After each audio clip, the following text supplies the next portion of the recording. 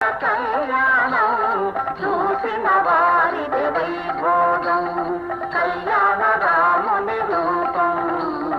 కాంచిన వారిది కైవల్యం ఆది లక్ష్మియే సీతమ్మ ఆది పురుషుడే రామయ్య ఆది దంపతుల అభినవ పరిణయ మమోఘము అనుపమము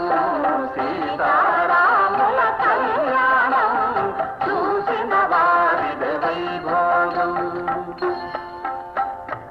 ఎర్రన్ని దోసిక తెల్లన్ని ముత్యాలు సీత తలబ్రాలకై తీసిన ముత్యాలు దోసిలి రంగుతో ఇంపుగా కెంపులై తోచాయి